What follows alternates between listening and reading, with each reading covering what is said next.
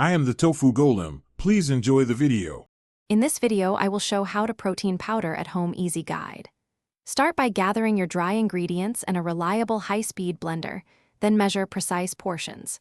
Clean, dry ingredients grind more evenly and store longer. I'll walk you through ratios, simple flavor additions, and safe storage tips so you can make custom blends that suit shakes, baking, or snacks, all without specialty equipment. After prep, pulse your ingredients briefly and then blend on high, pausing to check texture, often to avoid clumping. Aim for a smooth, flour-like powder that mixes easily into liquids and recipes.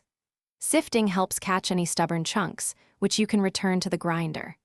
I'll suggest blending times and cooling breaks to protect flavor and nutrients while keeping your kitchen workflow simple and efficient. If you're finding this helpful, please subscribe and like to support the channel and get more tips. On another note, I love the Owala water bottle for staying hydrated while cooking and blending. It's compact and leak-proof and pairs well with on-the-go shakes. Check the description for the link and other deals, grab one if you want, and now let's get back to the video. Once ground, test a small sample for taste and texture, then adjust with cocoa, vanilla, or fruit powders. For sweetness, try a small amount of honey powder or monk fruit extract, keeping measurements consistent. Transfer to airtight jars or bags and label with date and contents, storing in a cool, dark spot to preserve flavor and nutrition.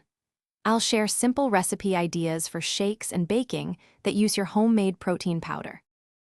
Thanks for watching. Consider subscribing if we helped you today.